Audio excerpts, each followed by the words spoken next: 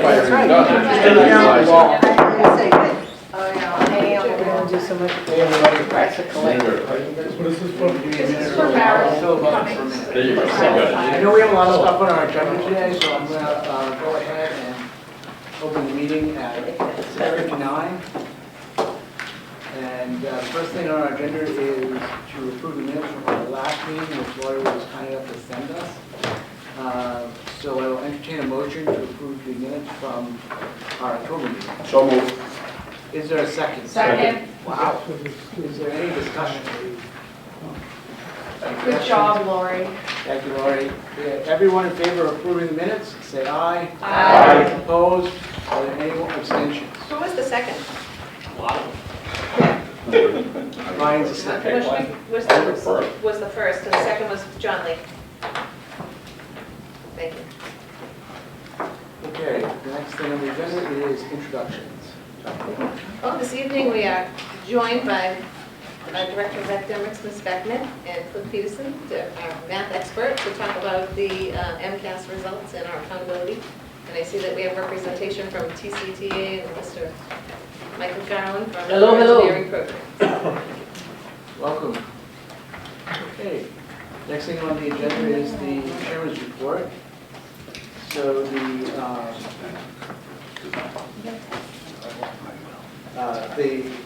my report is as follows. I appreciated that they sent out the principal's newsletter. I don't know if that went to just parents or school committee members, but I wanted to highlight something that I had read in that. I was young and done a fundraiser for suicide awareness with the help of Ms. Derrick and the National Honor Society. And I think this is a tremendously important topic, and it affects lots of people, and it touched many people personally in their families, including myself. So I was happy to see us highlighting that.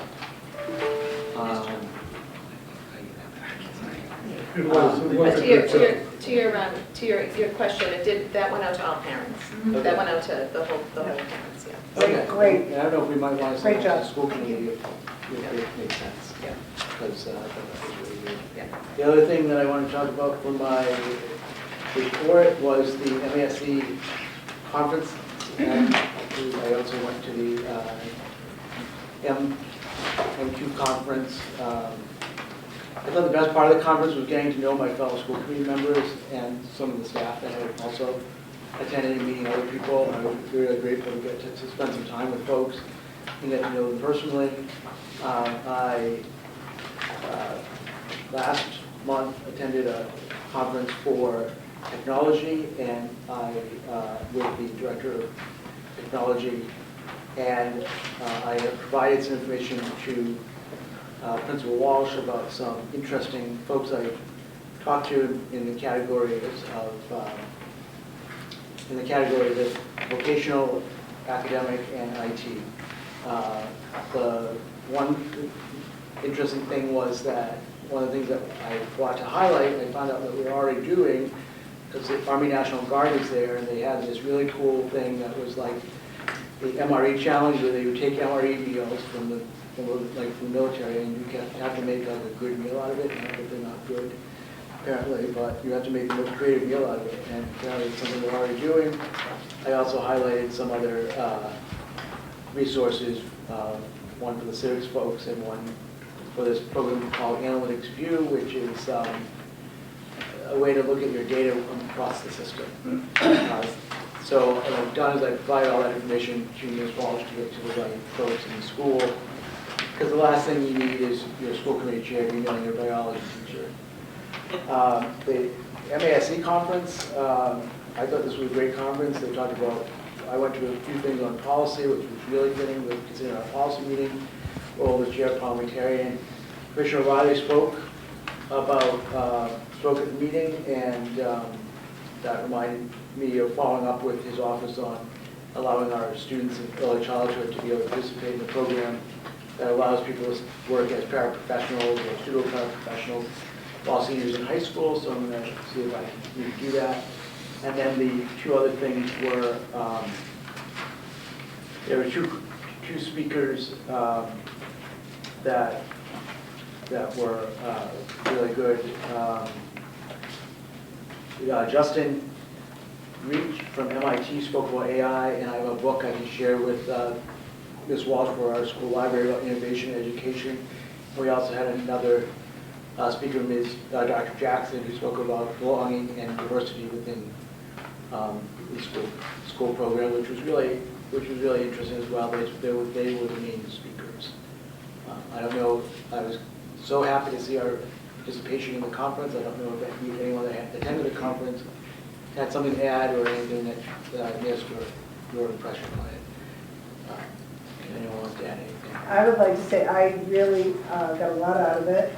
I had realized I haven't really attended a conference since my teaching at Simmons, and I realized how much I do love learning. And some of the highlights for me were getting to hear the Massachusetts Teacher of the Year speak, and she has an alternative school program where she teaches in a school on Martha's Vineyard. She was really fabulous. And then Peter and I went all day on Friday to the training to be, for the 8-hour block. And we both had our brains explode when we left, but it was really good. I mean, collective bargaining, ethics, how to evaluate a superintendent, how I have to tell you that I did make a point of saying how much I really did not like that DESE discourages using the word exemplary, and I said, I'm telling you, if I feel the person's exemplary, damn it, I'm going to say they're exemplary, and I had to put that on record because you know how I feel about that. But no, it was great. We got to share some stories. Jack and I learned a lot about what he did, and I was totally in awe of what he did. And I'll make him tell the story about working on the situation at the Boston New England Aquarium. So for me, it was a win-win all around. So thank you so much for enabling me to go. I found it wonderful. I agree. I thought the programs, what I liked about it is you could pick the class that you wanted to go to. You weren't forced into anything. You could walk in last minute. You didn't have to register prior to going to a class. So sometimes you did change your mind on what you wanted to do. I went to the MIAA class, which was very good. And to reiterate what Greg says, the guest speakers were great. There are things that I think we do very well here. Listening to some of the other school committees, questions, comments, superintendents, whatever. I think we got an excellent group here, and I think we do better than the average. So congratulations to everybody here. That's all I have to say. Hi.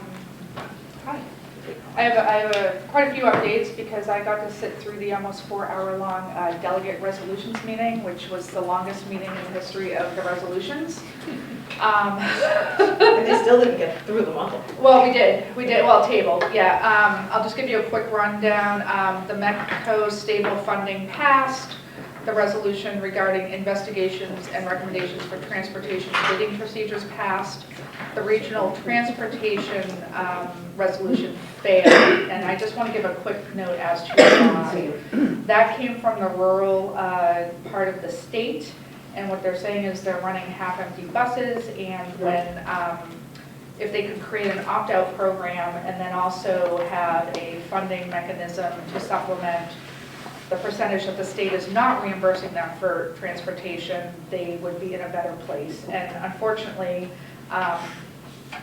there was a large disagreement about it. It was 53 no to 27 yes. So that one, and then Diversity, Equity, Inclusion, Resolution 4 was tabled.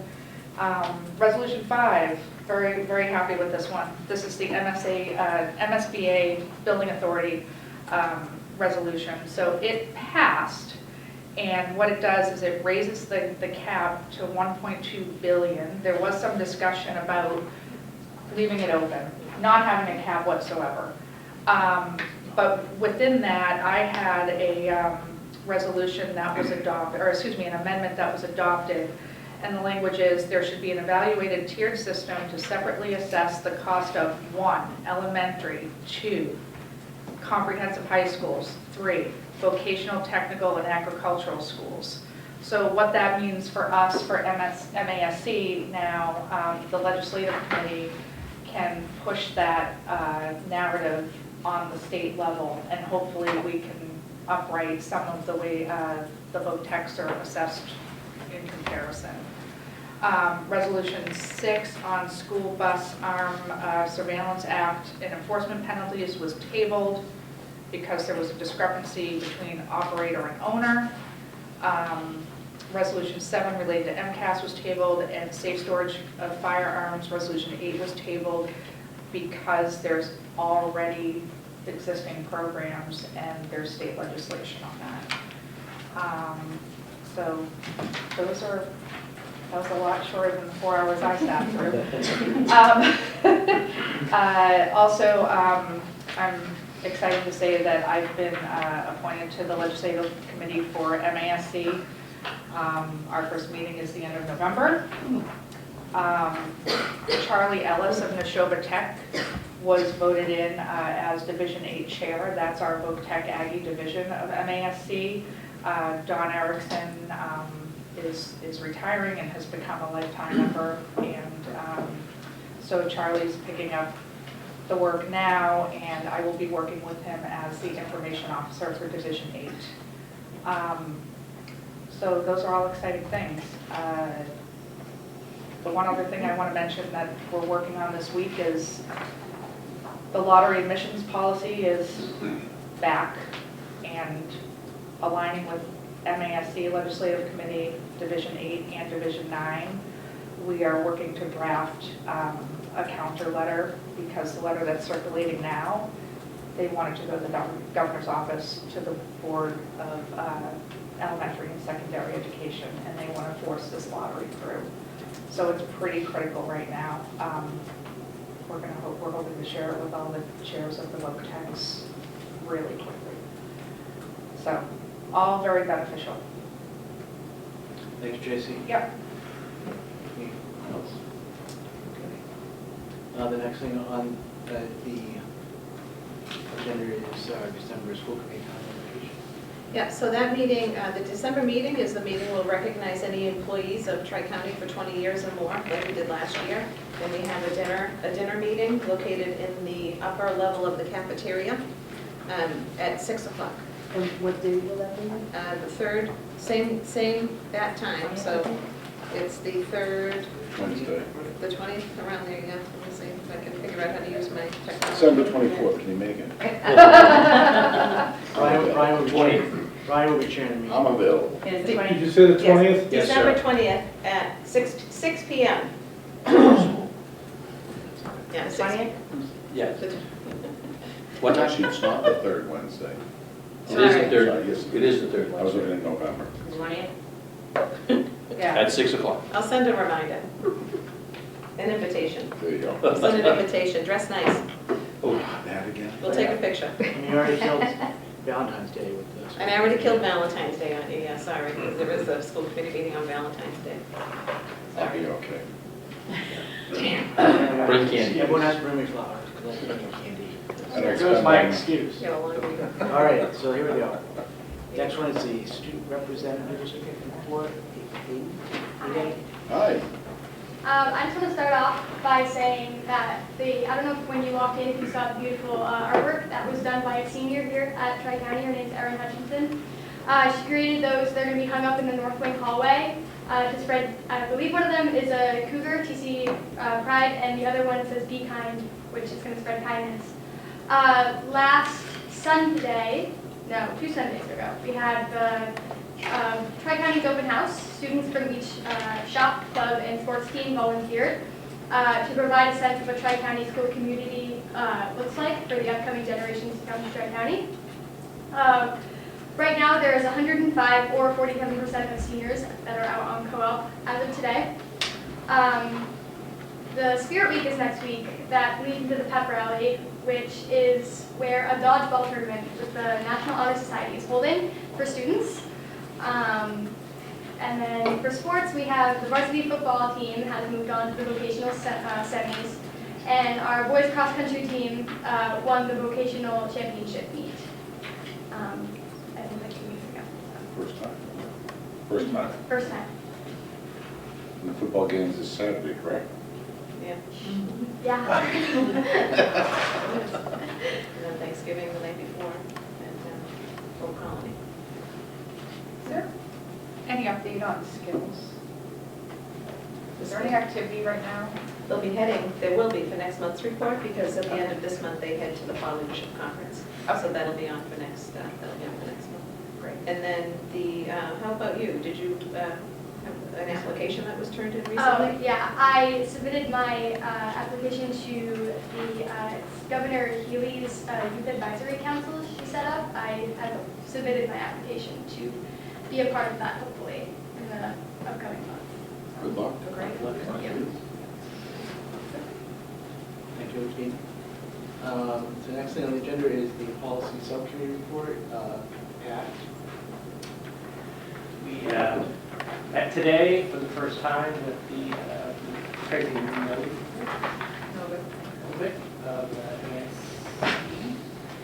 to start the process of working through our policies. And it's going to be about a 3-year process, it sounds like.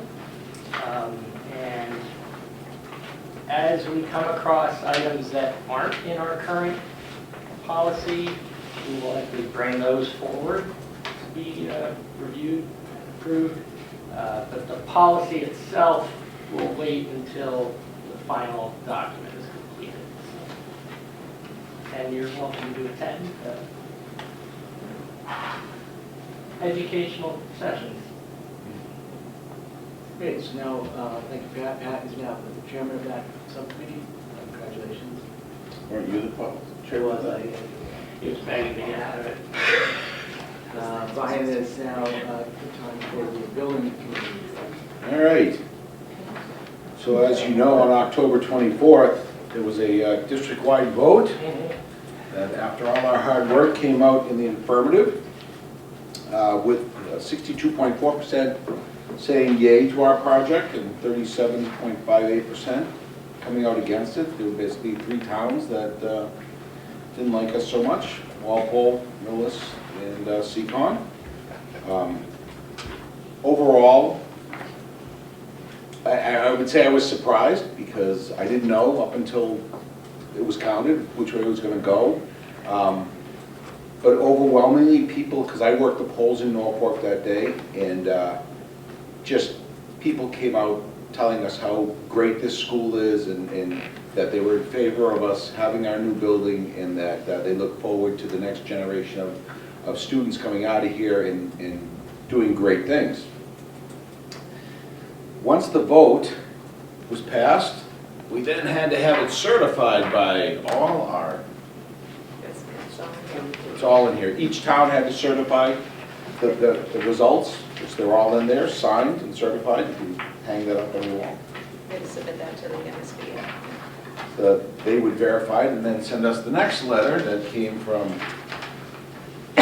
Dr. McGuire. Well, you've seen this in your packet. Came from the Deborah Goldberg, chairman of MSBA, state treasurer as well, congratulating us on our project and allowing us to move forward, and now allowing us to actually bond out, which is our next step, financing. So we have met with the bond council last week, before last week. Yeah.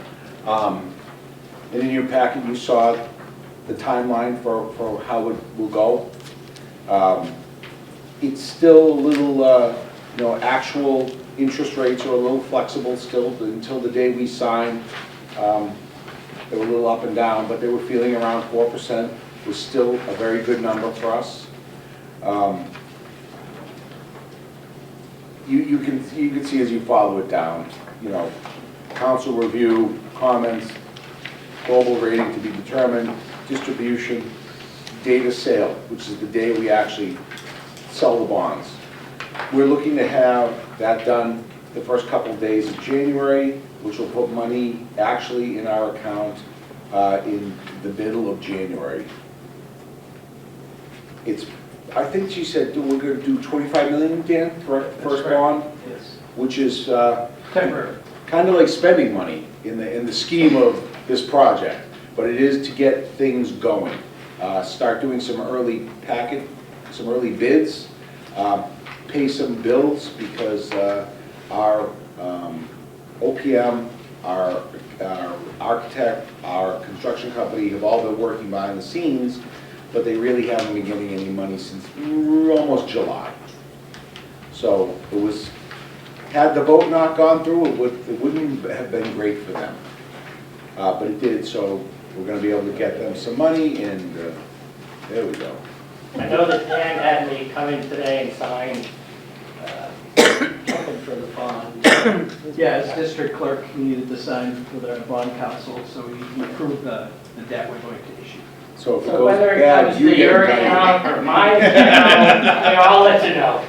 This is the sheet, if you're looking at your packet, it's the sheet that says UFASI is what Brian's referencing right now. And then- yeah.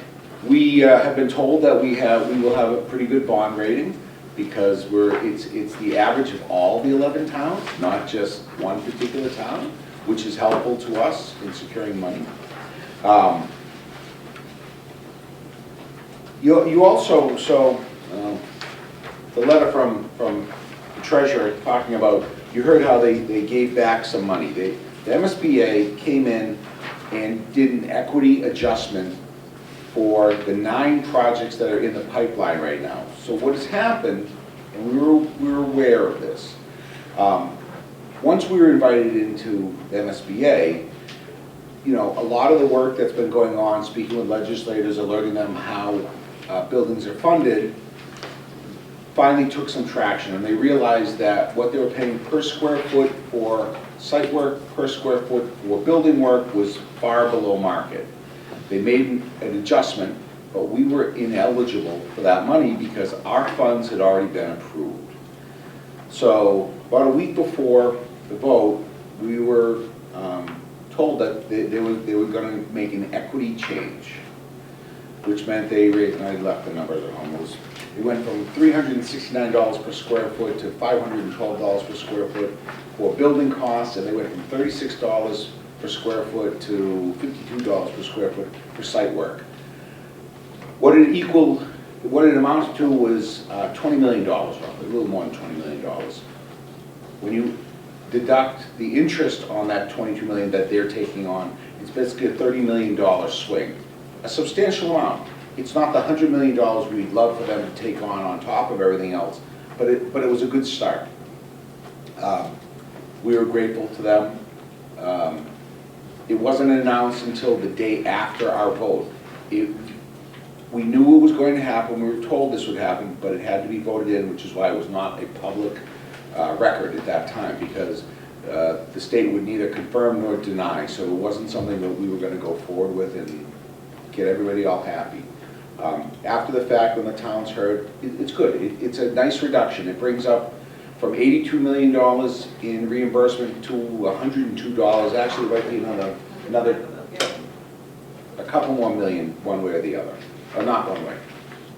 More towards them. So it's a much better number. It helps. We then, I met the other day and did a conservation walk around.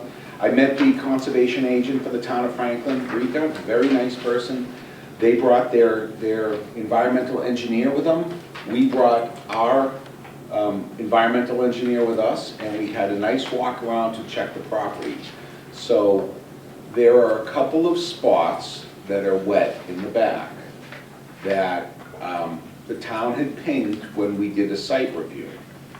So they brought in their engineer, we brought our guy, and a discussion is underway now to decide whether this issue can be solved through the town of Franklin, or whether it has to be moved for a decision by the state. We're hoping, we don't know yet, there's some meetings that have to happen. We're hoping that the town is going to be favorable to us, because it looks like this wetland is man-made. When they cleared the field to put the solar panels in, water was collecting. And if it collects long enough, and birds visit it, and sun hits it, stuff grows. we were informed that even though it's man-made, once it develops into wetlands, it is now wetlands, whether we made it or not. Jurisdictional. Jurisdictional. So, we're in talks with them. I had a good feeling listening to them discuss it. They understood that, it wasn't there before. It's obviously the top of a rock. Moisture collects. There are trenches that have been dug. So we have to work through this. This is the first thing we really have to get dealt with. We can't put shovels in the ground. I don't think we can pull the solar array out until we get permission because it will infringe on those wetlands. This is very important. It will take, we'll know something. There's a meeting in 2 weeks. It may not be solved until early January through another meeting, but it went very well. They looked at the whole site. Their engineer has no idea that we're building a building. All he knows is that review this property for what's there. So he's an impartial engineer. So we'll see. But I want you guys to know that's where we stand. It is very important that this gets solved. Whether it's an exchange, so there are rules that will allow us to, if they determine that wetlands must stay, we could take that wetlands potentially and move it to the front. Replicate in another location. It may be able to be removed. There are a number of options. They're all in play, and it's all a matter of discussion with the town and their engineer and our engineer. But until that's solved, we kind of are, still drawing pictures and figuring out, which is actually what the architects are doing now, because now that we have funding, they really are concentrating on coming up with a much heavier duty design as well. You've seen 3D renderings, they're now plugging it all in. That brings us to the amended contracts. So the original contracts were written, it's coming up, I put them in pile, attachment F and attachment B, were written long before funding came along. We have run through funding, we have made amends, and now we have to go forward because the original contracts were signed by our OPM and our architectural firm to run to this point. We have no contract going forward. They've actually been working with us kind of per diem without a contract at all. So now that we're going to have funding, we just have to vote on the amendment to accept going forward. It was always written this way that it would go forward, but it didn't really exist. So all I need is a quick motion to accept the addendums to attachment F and attachment B for Doran Whittier and DRA. We don't have consignees right now. I don't know, it got lost in the wash. We will deal with them next month. Motion to approve attachment F and motion to approve attachment B. So attachment F is for DRA and attachment B is for Doran Whittier. But Brian, there's the 70,000 for environmental to Beta and those guys. Beta and those guys have a, That's, okay. yeah, that's How are you a, gonna, right. all right, how are you gonna address that? I mean, in attachment F, it does give a $71,000 thing, you have to amend the 71. Did Beta give you a number yet, though? Is there a second? Did we get a second Yeah. Is there a second? before we discuss? Second. There you go. So we've been being billed for Beta, through, not Beta. Beta is the consultant for the town that we pay for. Okay, under the 53G money. Like, under the 50. Samoyset is who works through Doran Whittier, and we've been paying them.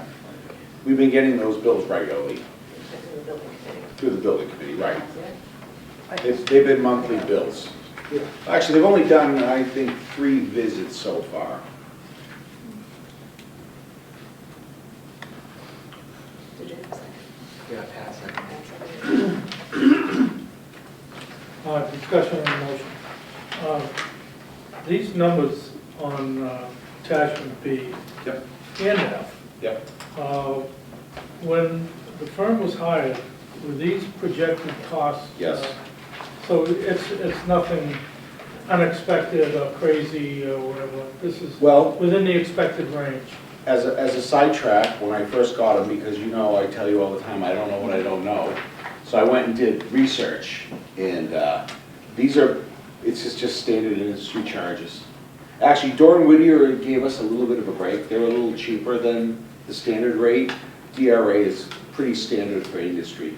Okay, so you've looked at them and Yes. within range? Would I love them to be lower? Absolutely. Always. Can I make that happen? I don't think I have that power. I would also say that I think they've been doing a pretty good job for us. As I spoke with other schools doing projects, and we've talked about, you know, the meetings and discussions and how they've walked us through this process, and these other towns have said, like, what?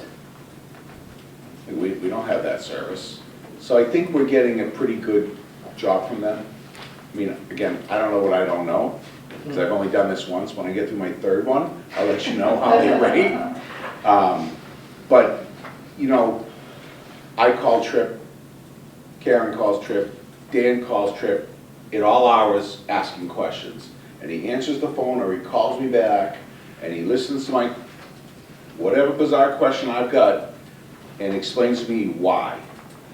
And then I have an answer, so. Or Christina too. Or Christina. I mean, they're very receptive, and I do call them, and I do send them messages, and I do ask questions, because our job as members of this committee is first and foremost finance. We don't have really, truthfully, a lot of tasks, but we are the caretakers of the district's money. So they've entrusted us, so when I have a question about, boy, this sounds weird, or this is a lot, I go to work and try to find out why it's one way or another, and they're always very receptive, so. I just want to point out that this was what we discussed as part of the whole deal when we brought both the architect and the OPM and then the construction manager at risk on. You know, we knew, and we had talked about from one step to the next. It was part of the whole thing that we had already voted on. It's just that we want to make sure that everybody knows where we are with it. Right. That we're moving from one phase to the other. But this is already part of the package that you had voted on before. This is really the final phase. No. This is the, I mean, it's the beginning of it, but we're not gonna vote for them. This is their one contract.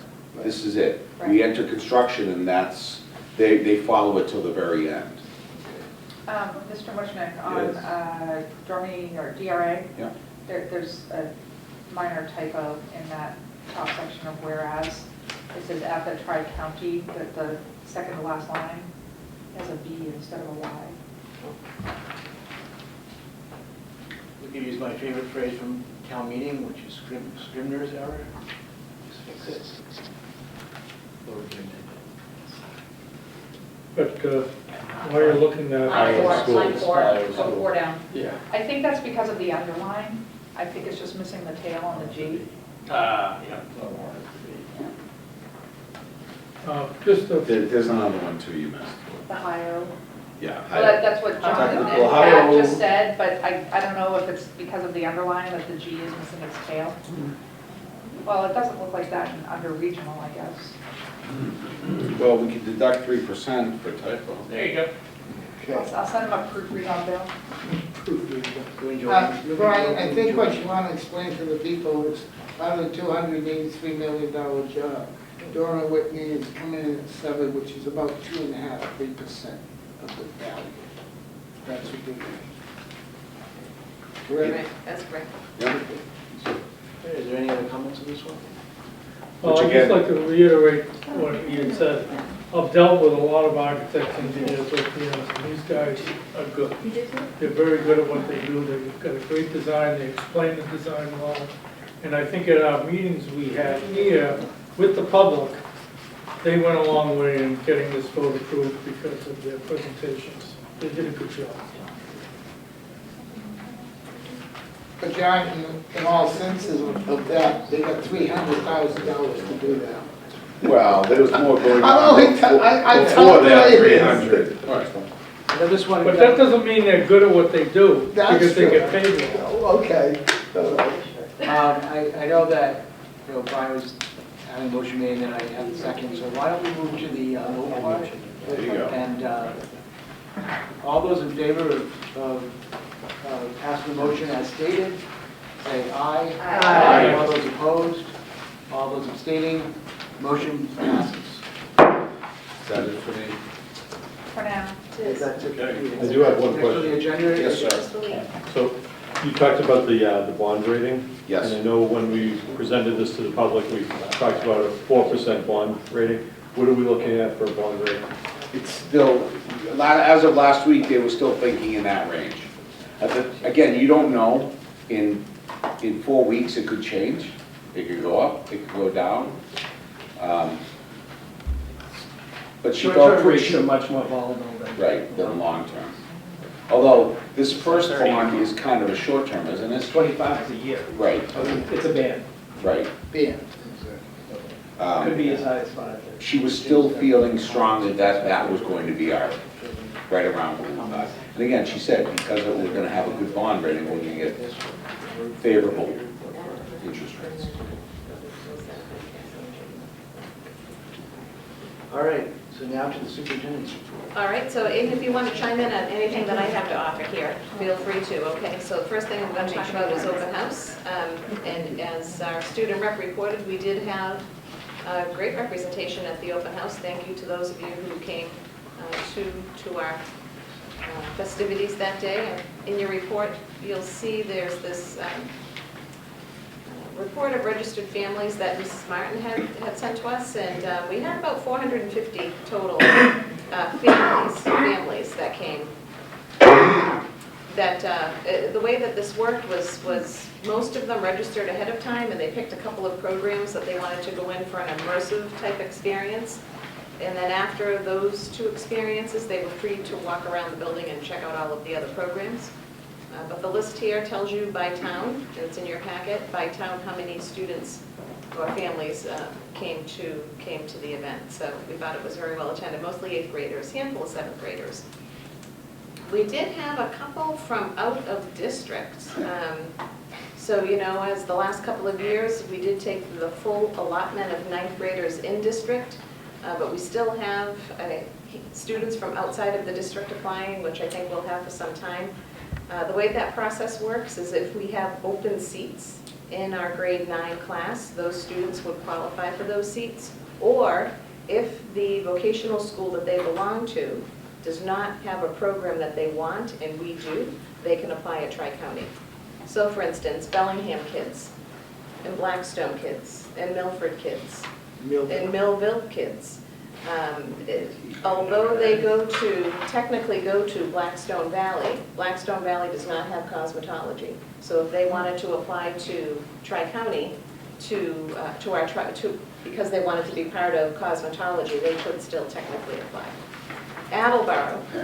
So we only have 1 applicant from Attleboro, and word has gotten out in Attleboro that Attleboro has their own VOTEC now, with 17 career tech programs, including all of the programs that we have here. And for a while, we had residents of Attleboro trying to still come to Tri-County, and the superintendent there will not allow them to come here, which you would expect that they would want them to stay in Attleboro. That's why they built the school. So we still have 1 apply, but by law, what has to happen is the superintendent there would have to allow them to come to Tri-County if we have room. But I don't foresee more of those happening. What's the one course they offer that we don't have?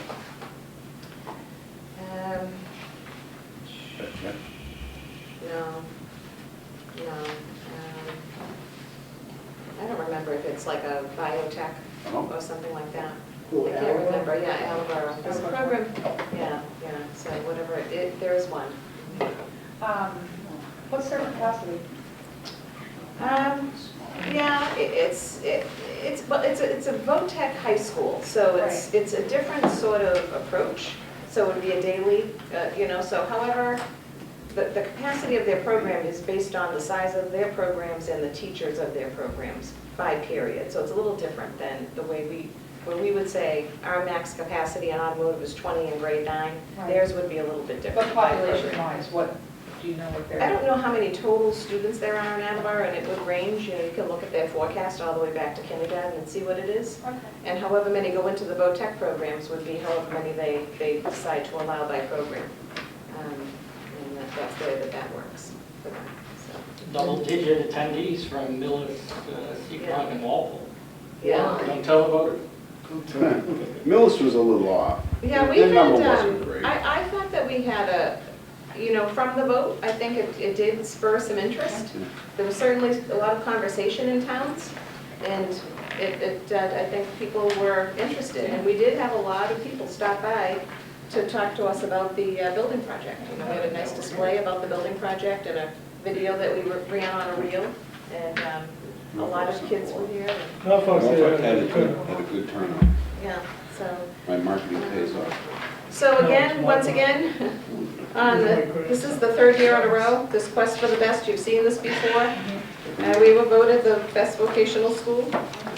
And it's on page, I think, 8, I don't know, it's 20, on page 20 and 21 in this little magazine. Once again, we Double have page that on it. spread. Nice, Oh. nice page Is spread. Amy's picture in here? No? I bet it is. She's in everything else.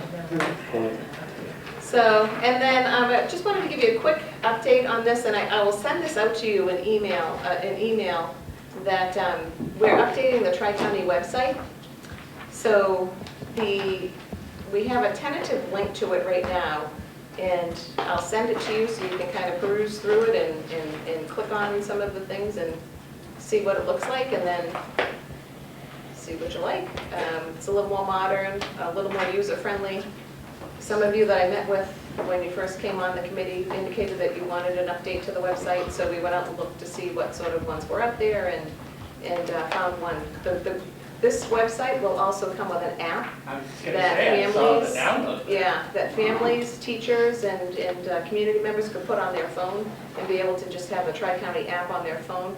It has some other features that we were happy with, so I will send you the link to this, along with a link to this, which is by Mr. Garland's recommendation. Like, how can we report if we have some questions or concerns with the website, right? So it's an ongoing document that Chris Catteritt has going, that people can come on and write their concerns or their questions once they take a look at the website, all right? We're hoping to go live with it over the next month or so. There's that. In your packet, sorry, Melissa, I keep clicking onto your presentation. I have it loaded for you, so that's why it's, I keep clicking on it by accident. You're like, am So I? can I just say one thing about the open house? Yes. It seemed a little confusing, and a lot of people for that third portion. Were they originally asked to select 3? So yes, they were originally asked to select, it's 3 or 4, because everybody wants 2 certain shops. So we tried to give them at least 1 or 2 of the ones that they pick. I spoke to a lot of families, and a lot of them were confused. They were like, I guess we gotta go to our 3rd one now, or we had to choose a 3rd one. And I said, I would use this opportunity to start at one hallway and work your way through to the other one and pop your head into every shop, whether you think you like it or not, and then go back to the ones you're interested in and get more information. They're like, oh, okay, you know. Yeah. So I think there was a little confusion on that 3rd block on how that was Okay, kind of yeah. supposed to be used. Because I had a lot of families, I spoke to a lot of families. that were Okay, I kind think of we could do confused better with about that then, yeah, but what that will look like, and what the signing, you'd be signing up for free, you're not necessarily gonna get for free, right? So, Right, the okay. 3rd block should be an open, please explore all the shops, Yeah. you know, Okay, type of thing. Because yeah, it was a little confusing, I kind of told them, you know, start at that end, work your way through this one, then go upstairs, and I encourage you to see everything, then go back and spend a little more time, the ones, you know, you might want a little more information in, and, you know, they're like, oh, okay, you know. So I think there was just a little bit of confusion in how that 3rd block was working. okay. I think we can fix that. Thank you. As you know, a couple of years ago, I don't know how many years ago, merged the auto collision, yeah, with automotive because of enrollment and interest. Years ago. But how many?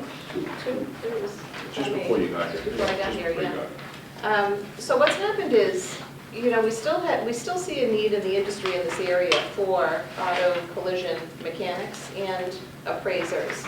And we were able to forge a partnership with A1 Auto Body here in Franklin. And the gentleman that's the contact person that we have there, he's actually a school committee member at Blackstone Valley Vo-Tech, and a graduate of the collision repair program at Blackstone Valley Vo-Tech. And what A1 Auto is doing is taking all of our senior students, and they will be taking our junior students, on internships through their program and teaching them about collision repair, more in depth than we cover here, and appraisal. They actually had the appraisal program software donated by industry for all of the students to be able to get the training on the appraisal software. So they're going through in small groups, spending a week or 2 weeks. How are you going to end up doing it? It was initially a week, but I think he wants them forever. He did. You know, And but, as much time as possible. and as much time as possible, Right. yeah. So we will open it up to the juniors over the next couple of weeks. And it's been great for the kids because the kids are learning something beyond what they have here. So we have the van that drops them off and they stay there for the day and work in the shop with everyone and then do the appraisal pieces and then come back and then the next group goes. So it's been a pretty good partnership so far. Is it mandatory or is it optional? If a that student doesn't want to do body work, is he still required to go and? Yeah, so it's for all students. It's part of there is a small piece in their curriculum that is collision repair. So this is how we're handling it.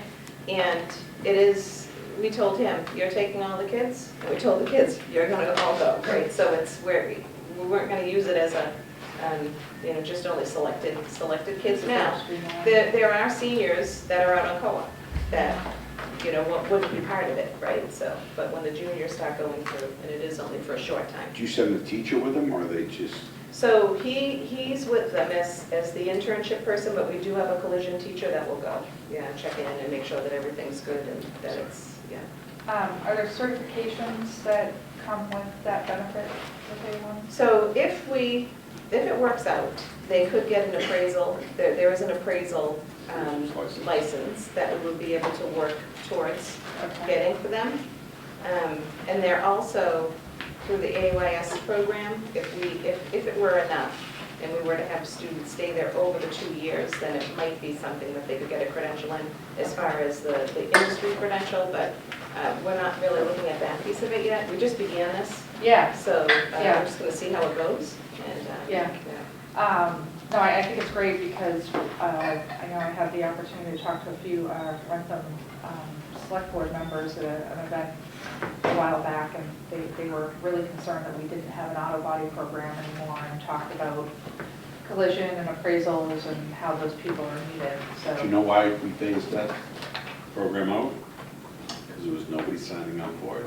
It's great that somebody else sees it and goes, we need it. Right. But if you can't. I agree with you. I think it's still a piece of the industry. I don't think it's an individual specialty anymore, so. Well, if you check with other spoke schools, I'm out of order, by the way, there are some folks that auto body is thriving. It was just here. It was just here. No, I think this is a great move. I'm just, Give them the opportunity. this selection is one thing I'd like to hear about. That we use or use a conference. right. Okay, so let's. And then last I have is the NEASC update. I'm going to defer to Principal Walsh with this. She had this up for us, and you can. So we completed our 5-year focus visit with NEASC. We had 3 individuals here for 2.5 days, looking at the reports that we had prepared for them, talking with our teachers, talking with our students. They were most impressed, I will say, by our students, among whom were Sarah Mushnick and Gideon St. Lawrence, and just what our students had to say about their level of connection to the staff at school and the support that they feel they get at Tri-County.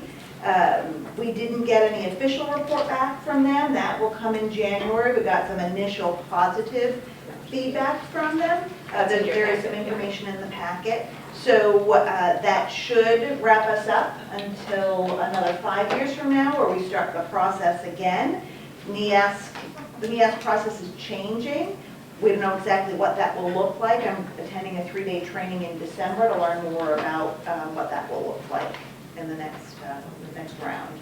And we presently have an automotive teacher, well, just completed an automotive teacher out at another school doing a visit. And we try to send teachers out as much as we can so that when it's time for us, we know what we're talking about and we know what we're looking at. So, but Dana's right, they are changing the method and their actual philosophy with their school accreditations. So I had done a training with them a couple of months ago. That was it's pretty interesting to see how they're shifting. It's the international model that they're trying to bring to the U.S. So we'll see how it all works out. And I think it will push us to really think about what our vision of a graduate is. So I have a question about it. On some of the things that are listed as having partial alignment, is it something that we set goals to fulfill, or is it just we have partial alignment? We'll have a more in-depth, robust report from them that we'll be able to work from. And then what will happen is it'll go back to Principal Walsh with her group, and then they'll make the recommendations and then respond to how we will fulfill whatever some of them are. As you'll see when you're reading them, some of them will have to do with when we get a new building, they'll be addressed, and they were aware of that. So, yeah, but that will be something that she'll react to, and you'll get that report once we have it.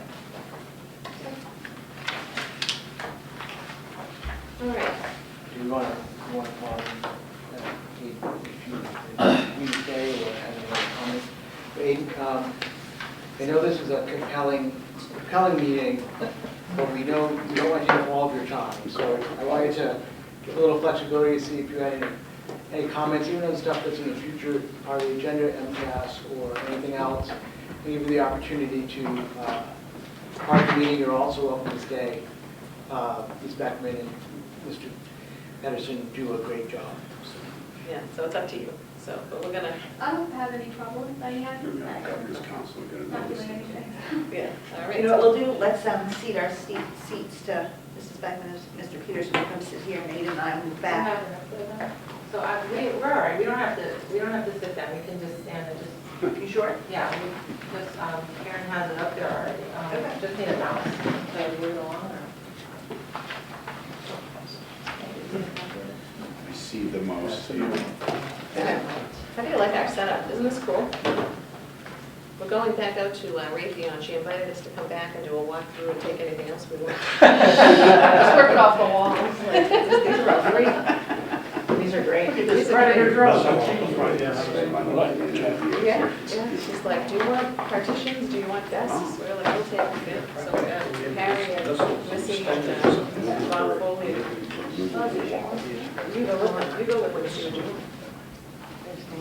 Well, thank you all for allowing us to be here as we are every year, Cliff and I. And we have a lot of different things to report today. It's a little bit different than our normal presentation, and it's great that we have these 3 screens. So we're not dropping that screen and decapitating some people this year. All right. How do I progress this on this? What do you want? I don't know, just, oh, there we There go. you go. Scroll it, there we go. So our agenda for today, we're going to go over our test details, our testing results for the 2022-23 year, accountability indicators and results, AP testing results, comparison by districts, analysis and testing updates, and then moving forward. So our test details. So this year, our sophomore students took the Next Gen MCAS exam in math and English, and both our freshmen and our sophomores, about 90% of our freshmen and about 10% of our sophomores took the Next Gen MCAS exam in biology, and that's because we have biology over 2 years for a cohort of students who we feel need 2 years to be successful in the biology MCAS. And as our results showed, this has been working very well for us in the last few years, with the majority of our 9th graders take the biology MCAS in 9th grade. Our accountability. So no accountability determinations for districts and schools in 2021 and 22. We only had performance percentiles last year, as you recall, and that did not happen this year. The DESE resumed making accountability designations in 2023. So what you're going to see today is a little bit different than what you saw last year. Last year you saw a performance percentile. This year you're seeing a return to accountability, except for the fact that our accountability is minusing the last bullet, which is the lowest 25%. That's still not back. That should be back next year. So I feel like since COVID, it hasn't been 100%. By next year, we'll be back to 100%. So our student growth percentile, our SGP calculations for 2022 and 23, changed a few years ago, that instead of just looking at their growth from 8th grade to 10th grade, they're looking at a 2 to 3 prior year baseline. So that's been consistent, what they've been doing over the last couple of years. So I'm going to take you through our scores. So our 2022 scores are on the top, and our 2023 scores are on the bottom. So as you can see in ELA, in 2022, a combination of meeting or exceeding, that's the green and the blue, we had 59%. This year, we had 65%. So we had an increase of 6% in our meeting or exceeding category. And we actually went down by 1% in our not meeting expectations in the red. So that's always a great thing as well. We went up from 5 to 8% in exceeding. So our English teachers are working really hard, and they're doing a great job. They did a great thing last year with the data that they analyzed. I think I handed everybody a copy of that analysis all 3 departments did. And what they do is they come up with an area of concern that they want to focus on for the next year. And theirs was in their essay writing, because they felt that the students were really not focusing on a theme, learning how to put those paragraphs together. And I think that showed up in their scores, that really did help. Our math scores, not as great as I would have liked, and we'll talk more about that later as to possibilities as to why. In 2022, 46% met or exceeded expectations. In 2023, we went down by 1% to 45%, so not horrible. The good news is that in exceeding expectations, we went from 3% to 4%, so that went up. And in not meeting expectations, we went from 5% to 4%, so we went down. So we do still have work to do in math. We are working on that in the math department. Cliff and I will go into that in more detail. They are changing the grade requirement to pass in MCAS as well, which I'll explain to you, which is making it a little bit harder in math to do as well when you base it on the year before. And then our best news is in biology. Our biology scores in 2022, 49% met or exceeded, and this past year we went up to 61%. We had a 12% increase. We really focused on the biology last year. They worked really hard on their goals. They went up 5% in exceeding. They went up an average of 4 percentage points in total on their average score. And what's different now, which Cliff and I came to realize not that long ago, was the information you're looking at, even though I told you that all 90% of our 9th graders took the test, this data does not represent any of the 9th graders who took this test. This is all based on a 10th grade cohort. So these are all current 11th grade students. So even though only 10% of our 10th graders took the test, this data is based on the 10th graders last year. So the 11th graders this year. So all 3, English, math, and science, which means that the 9th grade biology scores were from 2 years ago when that 90% of them took it. Which is really good, because when Cliff analyzed this year's data of how the biology students did, he said they did even better than this. So in next year's 10th grade cohort, we already know that we're gonna see really good numbers in biology, because 90% of them already took the test, and we already have that data back. It's just not reflected in this, because they You'll changed just it. have to wait till next year around this time. Exactly. All right. Did something change in how we, that was a huge jump. I'm still trying to, I think it's like from 3 years ago, but 12% increase in seating is significant. And what did we do different? So one of the major things we did different was we changed the schedule. So we used to have the 8-period day where science was a single period, and now it's a 5-period day where science gets as much time as the other subjects. So they get as much time as English and history and math. So they have more time to get their curriculum done, and they're hyper-focused on the next-gen standards for science. And the biology team works really well at isolating the areas in need and how they're going to attack them. I have a question before you leave that. Yeah. The state comparison down on the bottom right there, is that the state comparison for vocational schools or academic schools? It's for all schools combined. For all It's schools. the whole, it's the state comparison. So yeah, so we, as you can see, I mean, as much as I'm boasting about how Tri-County does from year to year, when you look at how we're doing statewide, I mean, it's not as good as I'd like us to do, but I still feel like we're making gains amongst ourselves. But it's statewide for everybody.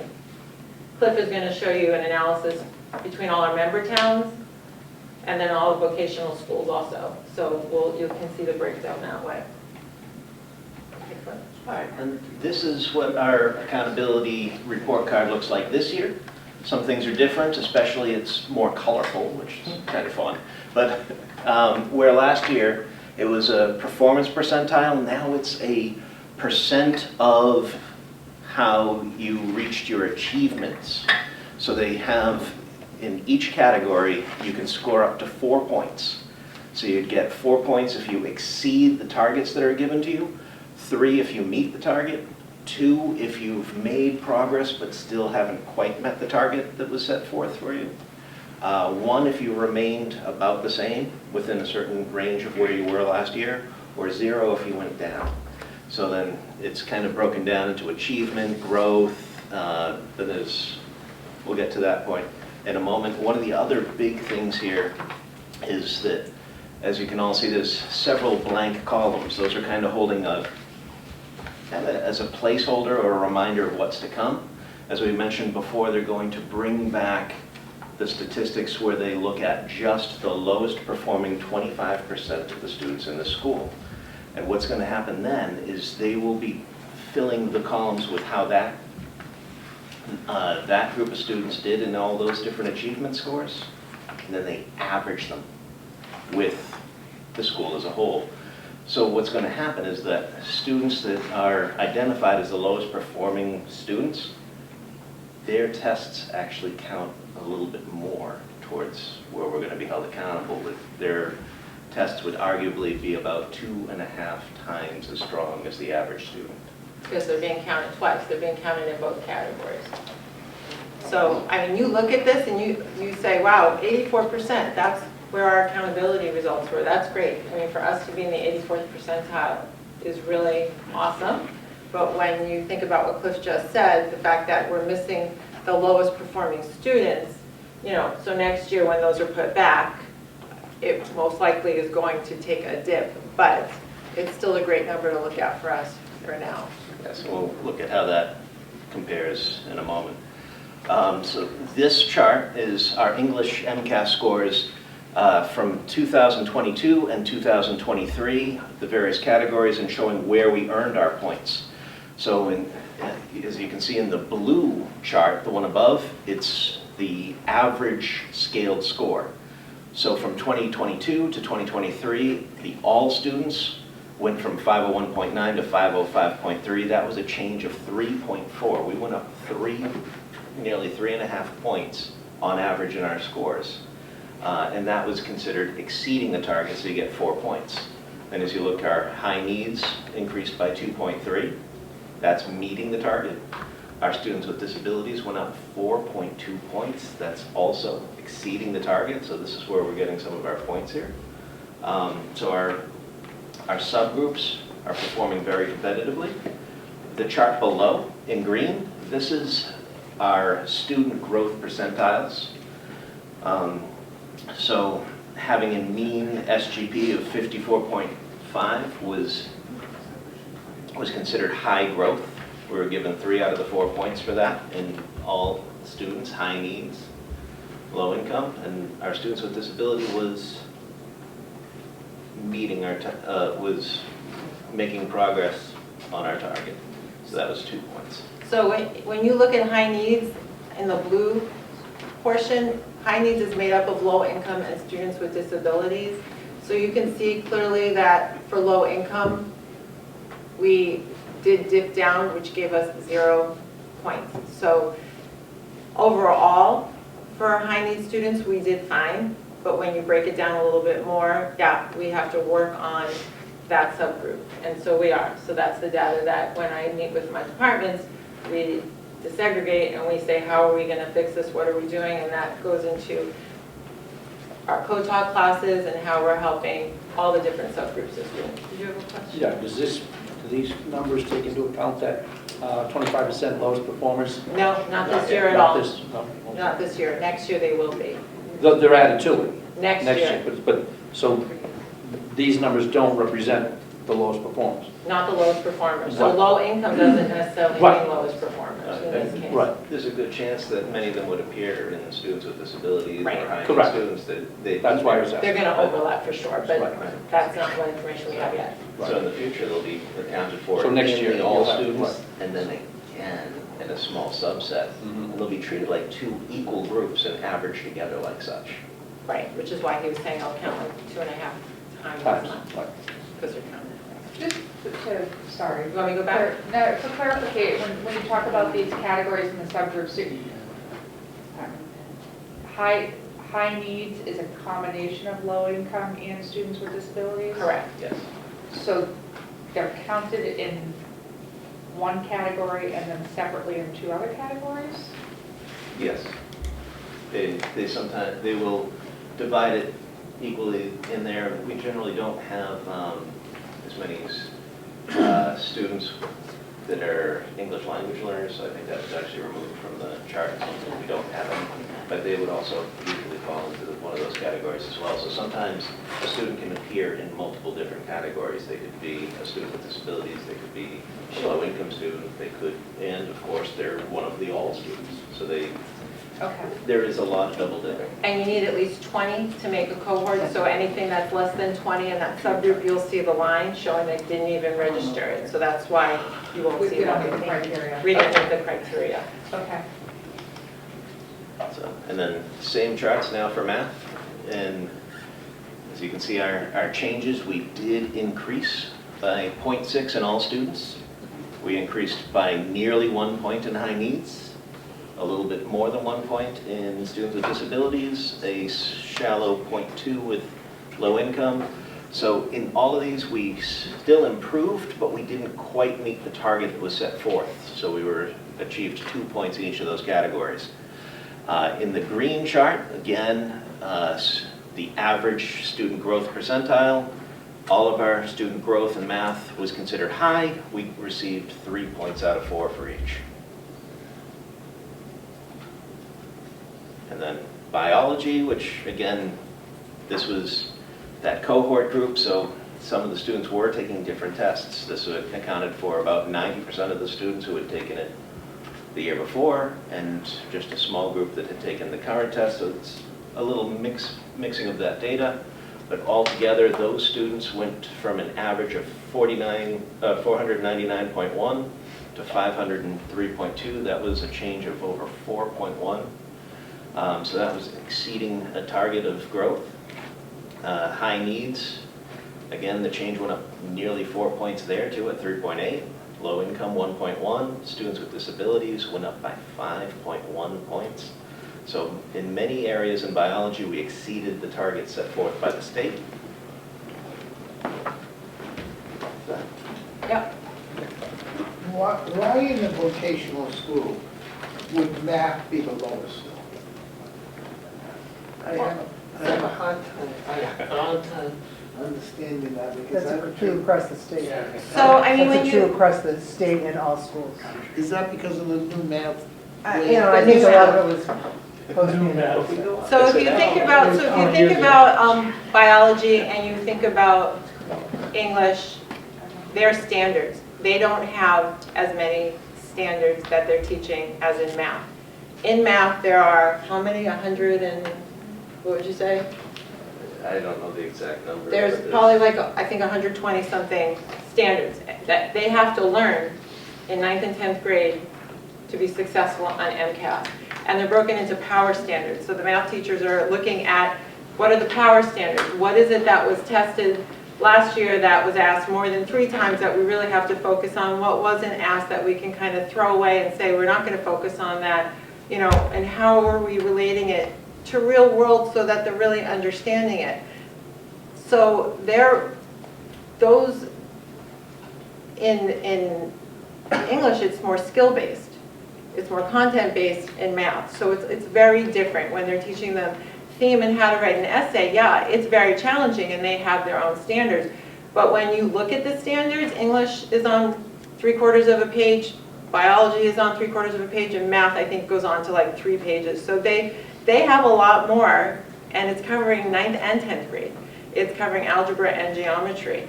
And as you'll see in a few minutes, they're increasing the passing score for what they have to do to pass math MCAS. And so it's just making it a little bit more difficult. They changed the standards when they changed it to next gen, and then they changed, and then they increased the score. So do you go to like calculus, as high as calculus? We do AP calculus here, AP.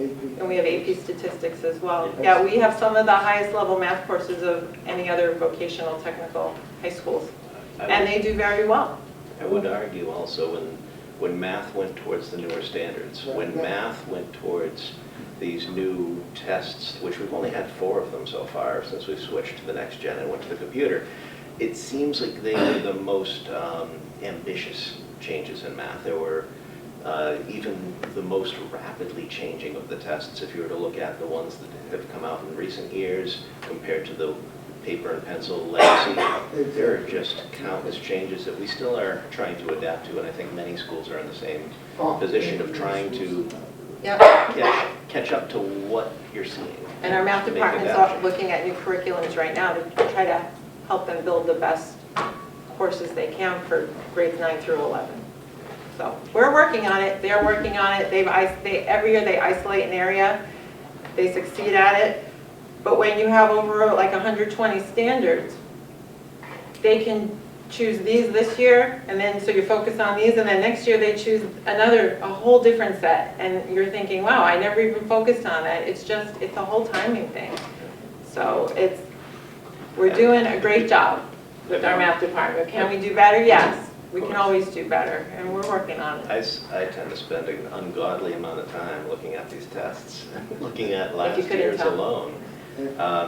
Just thinking about how they're given formula sheets to tell you the area of a rectangle, but on that particular test they wanted to know the area of a circle formula using the radius squared and x minus k, but you had to have that memorized.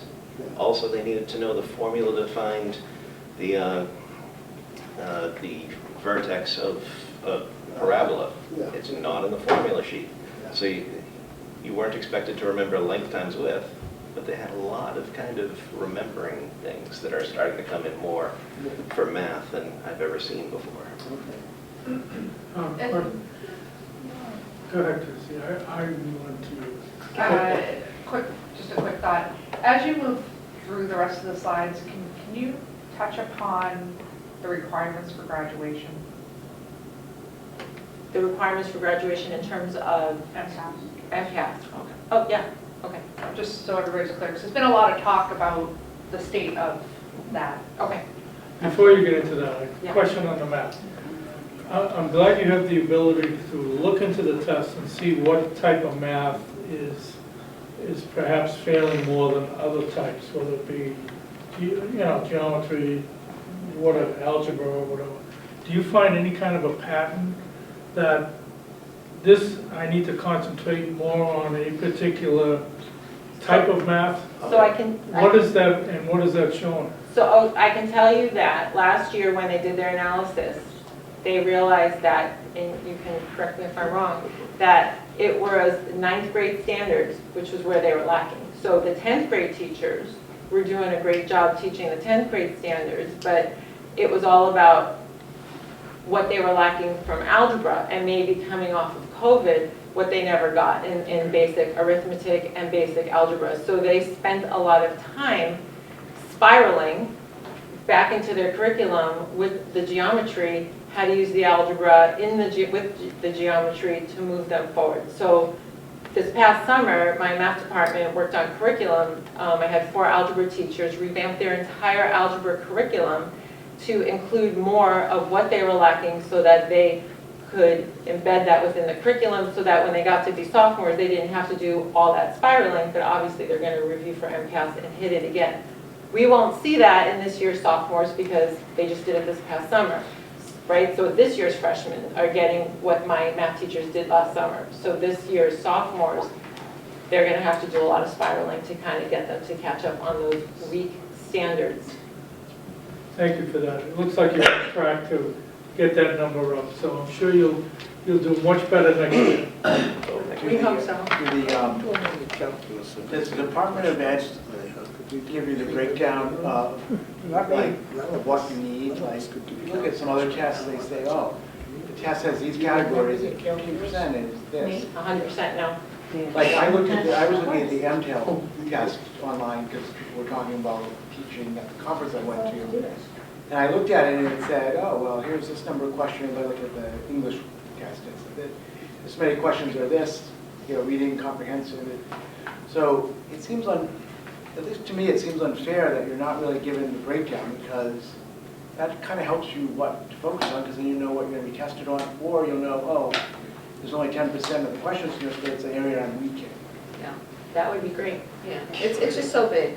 Yeah. Yeah, the standards are so broad. Yeah, So, around- okay, why don't you go to the next? Around 2018, they Round did do 2018. something, but Yeah. it didn't really come to fruition the way that they expected, so it's changed since. Yeah, because they haven't done So it. our accountability indicators to get us to that 84%, just to summarize, 47.5% of that was MCAS scores in ELA math and science. Our accountability is based on these. Growth is 22.5%.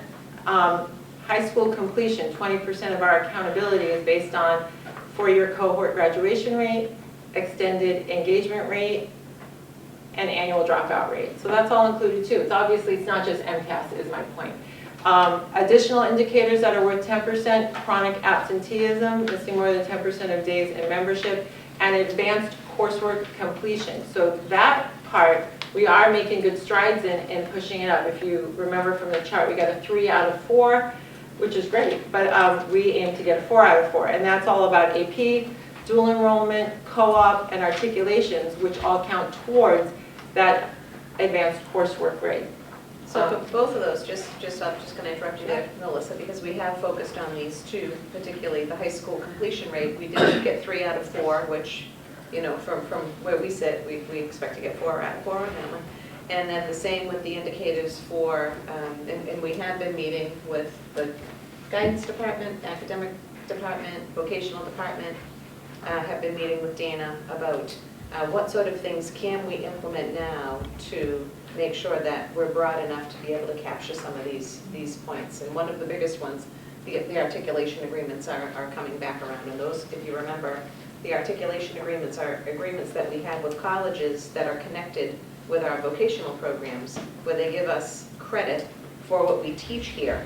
And if the students were to go on to those schools, they would go in with credit already gained from being at Tri-County. It's not dual enrollment, they're just articulated, it's an agreement that we have with them. So each of the vocational programs are working on those now, so. Yeah. And then just AP scores was one of them. So as somebody who works with my AP teachers, you can see the number of AP students in each class for the 8 classes that we had last year. Their average score, so you can get up to a 5 on the test. And if you get a 3 or higher, that qualifies you to get college credit and not have to take that course to get in college, or to be exempt from some other course in college that's similar. So these are 8 courses. We just added a 9th course this year, AP Pre-Calculus. So that is happening both, we have a section in 11th grade and a section in 12th grade of that course. So I expect us to have another column next year for those scores as well. And you can see human geography is one of our most popular courses with 2 sections for that.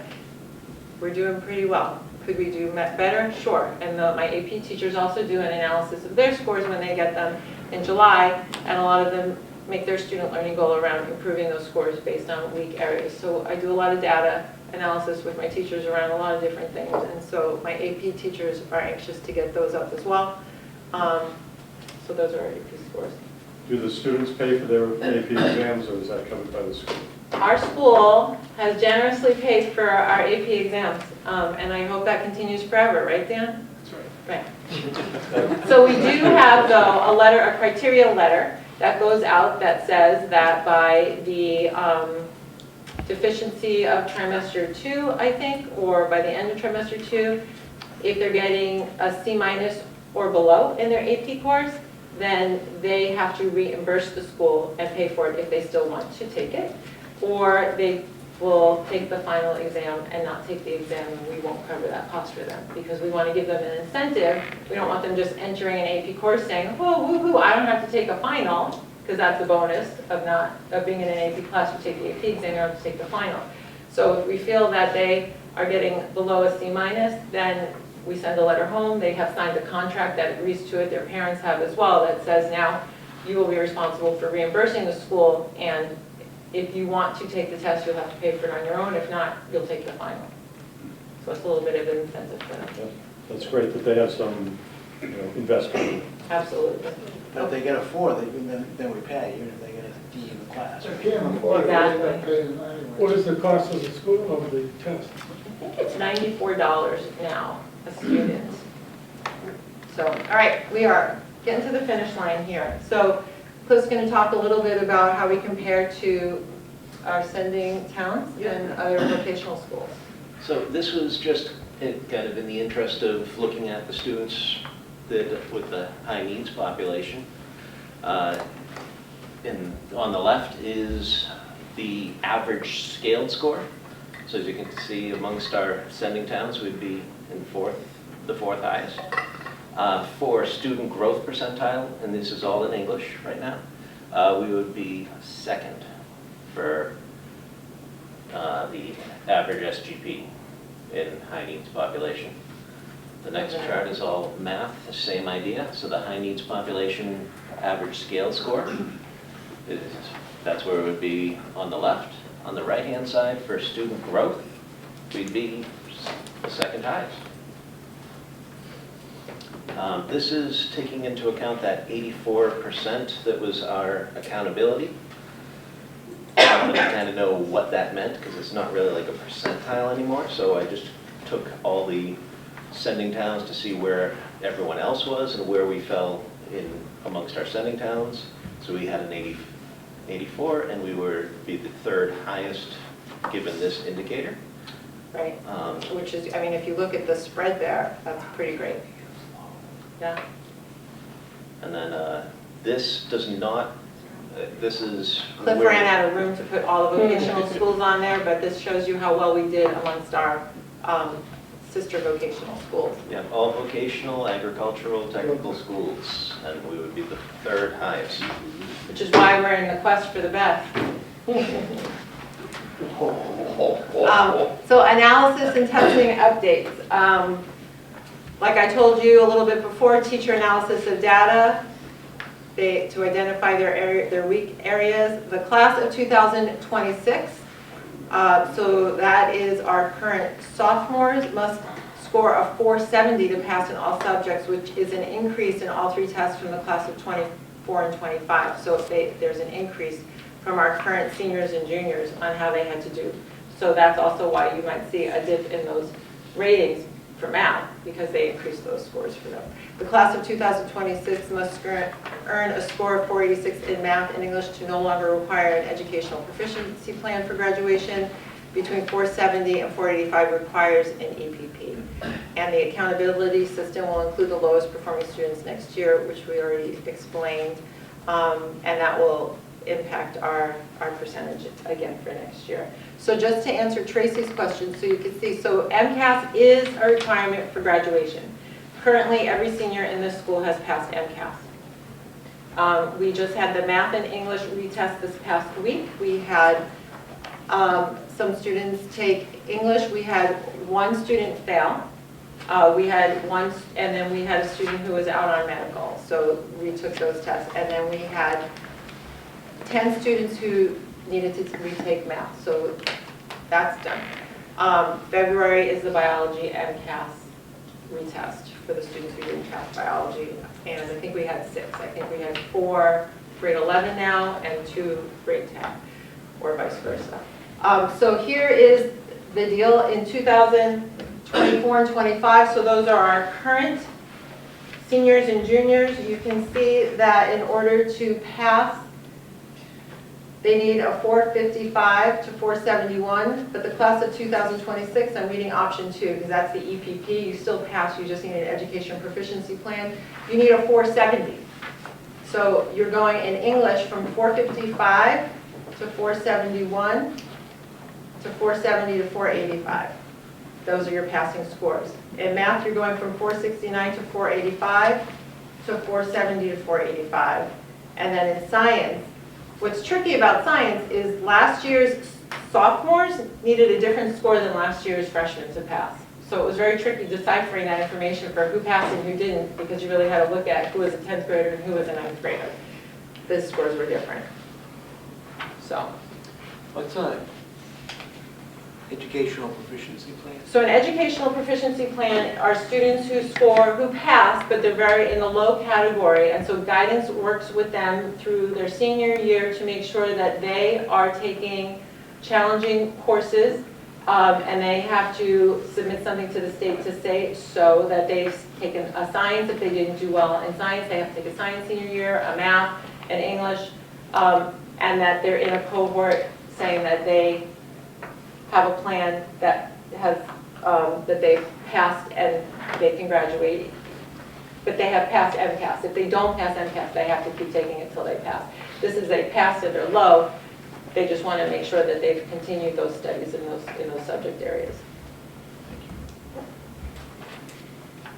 So last slide. So what are we doing now moving forward? Updated curriculum. I already explained to you that our grade 9 math teachers worked over the summer to improve their curriculum to hit all those power standards that were tested, that they felt were very important to get, that their item analysis showed that were lacking in the past. Students are additional educational services. We've worked a lot to make sure our co-taught classes have a very good ratio in there, so that we have a lot of individualized attention for all the students. MCAS analysis by department. Cliff is our Title I teacher. For our Title I 9th graders, he has a math support class trimester 1, so that's coming to an end. And then he will switch and teach sophomores who are Title I students who need a little extra help in math, trimester 2, to give them the boost they need to do well when they take MCAS in May. And then what Cliff does on the off weeks when he's not with the grade 9 or the grade 10 is he pushes into their 9 and 10th grade math classes to help them with the skills that they need to do well. We just submitted a grant for this Math Acceleration Academy. We'll find out in a few weeks if we get it. And that's something that we're going to invite 10th grade students who we feel could use the help to come in on April vacation week to accelerate their learning and give them an extra boost before MCAS. It's going to be a lot of fun.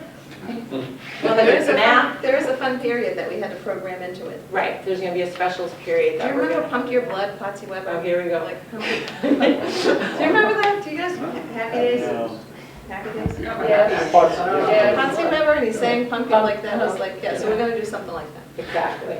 So we're doing what we can. There's always room for improvement. I feel like we had a good year. They keep raising the stakes. We keep meeting them where they are. Cliff is doing a great job with all the Title I students, and I always thank you very much for all your time. So I know you don't like the idea of the Math Acceleration Academy over April vacation, but that's what the grant is specifically for. So it's designed for April, or in February, but we chose only April. We figured we'd capture more. Just transportation. Yeah. Yep, we have busing, we have to home transportation, we have busing, we have lunch, we have a lot of different things in there. Yeah. So I'm going to ask you the challenging question, because there was a lot of rumbling at the conference. If MCAS were to go away, what would be the ideal? What would I do with my time? Well, I mean, I still don't know how I feel. We need a benchmark, right? We need a benchmark. So I tell everyone who asks, because everyone asks me that question, and I feel very passionate that we need a benchmark to measure success, right? I love that all my 10th grade math teachers are teaching the same curriculum. How they're teaching it is up to them. I like to let them teach how they want to, but they know that they have to cover X, Y, and Z, right?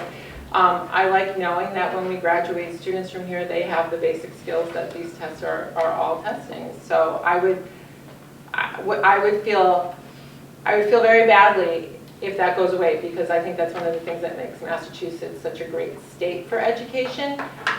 Could it be defined as something else? I don't know. I'm not saying it has to be MCAS, but how do I feel about all this testing, taking time out of education, teaching to the test and all of that? I don't love that. I really don't love that. It's a hard sell. My teachers would like to not feel the stress of looking at all those standards, guessing which ones are going to be on there, and getting nervous, wondering, did they cover it all when the test comes out? So, there's pros and cons, but I definitely agree that there's some kind of benchmark is necessary. If the MCAS benchmark stayed in existence but wasn't a graduation requirement. If I were to understand it correctly, it seems like that would be more of what the vote would be for, was whether or not MCAS would be a graduation requirement. It didn't seem like they were talking about getting rid of it entirely. Right. So yeah, I know I can't remember what state it is, but uses the SAT, makes everyone take the SATs and use that as a benchmark, but it might not be a graduation requirement, so yeah, right. There could be something that's not this graduation requirement, because we have students who, we have to do a cohort appeal, a portfolio appeal, in a senior year, and we're saying, oh my God, we want you to graduate. We've never not graduated anybody without a diploma that, has gotten them where they need to be. And I'm proud of that, but it's a lot of stress for some kids. Thank you. Thank you. You guys did a great job. I think the thing that I heard about that conference, including from Massachusetts State Teacher of the Year who spoke, was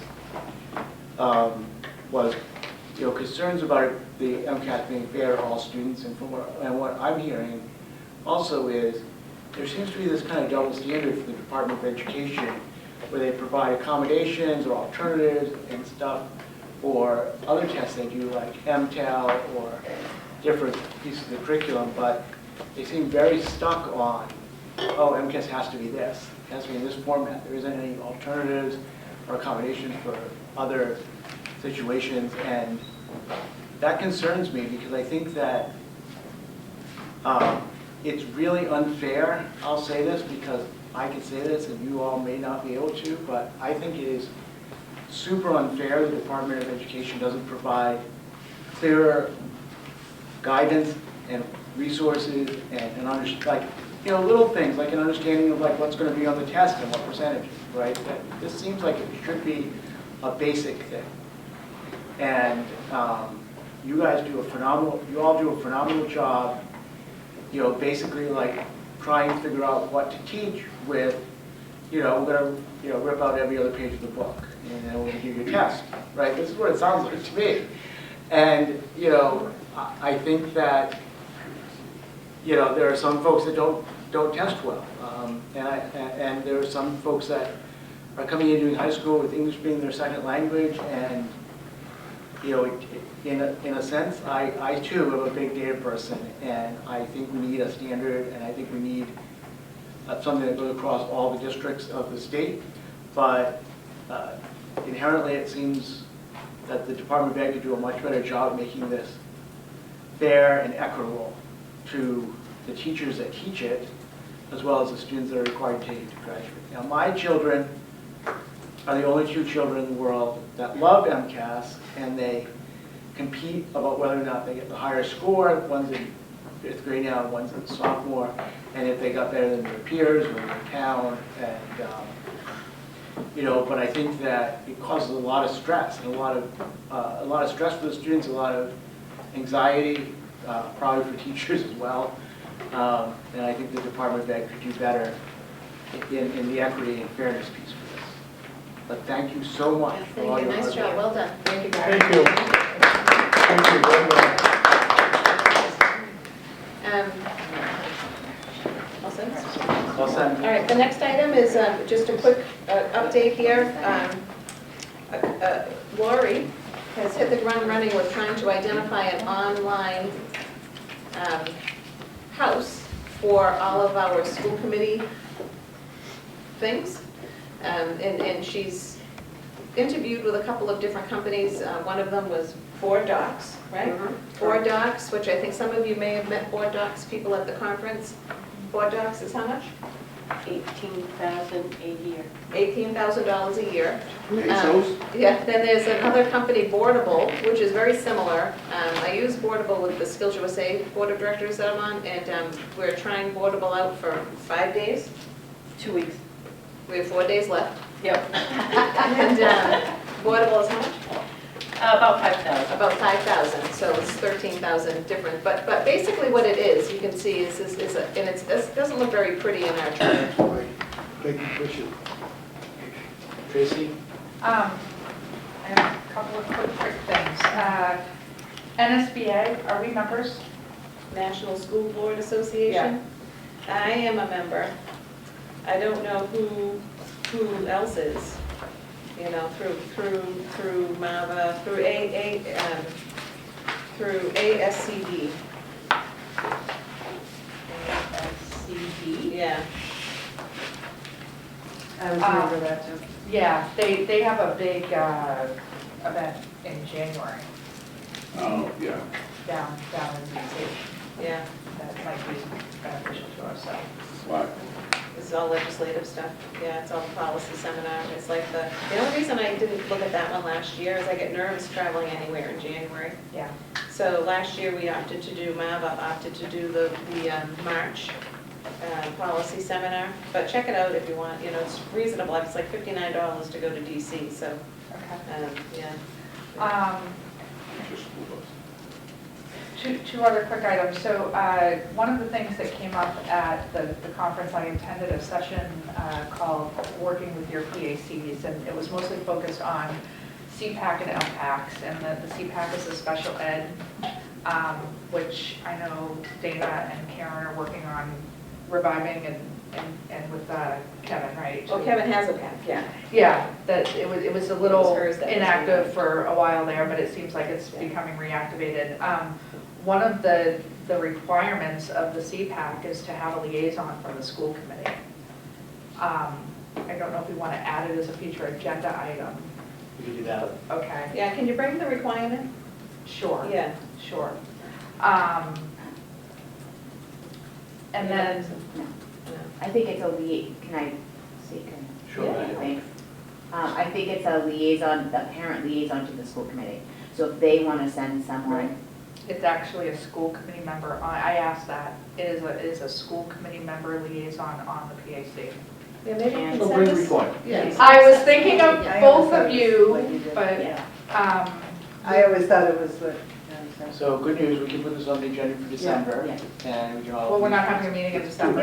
We are, Yeah, we'll be Oh, quicker. yeah, it's gonna be up there. And we can, everyone can do all their research, and, if there was interest in school committee representation on some committee, Yeah, I'd Jane. make a Okay. suggestion. So the other item then that I would ask Chair St. Lawrence to have added is we do have an outstanding action item from the October meeting minutes, which was the schedule of the subcommittees, because I am inclined to give everybody information on the purpose of a steering committee and bring that motion back in December. Okay. Okay. Great. And the chair of the legislative committee is blank right now. So I don't know what the process is for. Our superintendent typically fills the names of the chair of the subcommittees, unless we want to do it here. Yeah, I thought you had wanted to appoint Tracy to it. That was what you had said. Congratulations, Tracy, on I think the that he, I think that it's. Well, Peter's not here, but okay, that's, yeah. So Tracy's the chair of the, So if Peter's not here, you should appoint him. It should be an agenda item though, too, I think, probably, yeah. all right, we'll make it an agenda item for the next one. Please. The only other things I did, Brian, do you have something? Yes. I want to go all the way back to new building committee because I didn't start properly. I want to thank the people who helped get the vote through. Tracy, Jen, Hunter Cohen, Jeff Schwartz got the Joanne, excuse me. The ballot committee together to help, and everybody else who helped. You know, it was a team effort, and I was wrong for not thanking everybody who helped out getting to that point because you know, I do a lot of meetings, but that was not my specialty. So people who hit the ground running really pick up the slack and made it happen. So, thank you. I think learning that what a municipal ballot committee was I did not know what it was either before this meeting, and I think if we continue that, that would be. Cannot continue. Can't continue? No, it gets closed out, but One thing, it was for one purpose. Right? Okay. Yeah, it was for Yeah, that, it was for that one I purpose. disclaimed that I didn't really know what it was. so. Yeah. There is there is an opportunity to do a Friends of TC or some different organization that can be used as a catch-all for different things that we want to do. But that would have to be forms. Yeah, and we can form that if Joanne, I know I had asked in an email. Separate. Can we move that discussion till? Well, Yes. no, Yes. because, well, I just, one point of order on that. If I can be added back as an admin, I will take that page and archive it. All right, so That's off. we've migrated off. Right. I do have a question about something in the packet. Sure. Can you just explain this a little bit more? That was in the packet? Yeah, so you know what, you're right. On the left side of the packet were all of the fun sort of things, like the articles and, you know, there's quite a bit. So we didn't, but we are having a job fair. And coming up, there are 2 job fairs actually. We have a job fair coming up for the, So this is for potential, for employers to come in Yeah. and interview this, post-secondary or Yep. current. So we have a job Okay. fair coming up for the post-secondary. We have quite a few post-secondary adult ed programs now. And then we'll have a follow-up one in February for the high school. Okay, Yeah. I just wanted, it was like a little confusing, like, is this for kids to go, I was just a little confused on it. Yeah, It's employers coming in to, and current post-secondary students can interview for jobs. Yes, and because what we had done with the post-secondary programs, not the post-secondary programs, but the adult ed programs, was we had partnered as getting the grant to pay for them. Remember, we had those $270,000 grant, the $350,000 grant to pay for those programs. We partnered with organizations that committed to interviewing our students as an outcome for those programs, and that's what this is for. And that's Mass Hire and Commonwealth Corporation. That's right. So Mass Hire and Commonwealth Corporation are part of our partnerships with those, along with a lot of our employers in this area. So up to, Some of them are the same, some of them are both. Yeah. So we're doing that for the high school coming up in December, and then we have in February, 3rd week in February, with a snow date, because of course February you have to be, for the high school. You'll hear more about that one coming up, but the job fair for the high school. Great. How'd we do? I'm asking you, how'd we do tonight?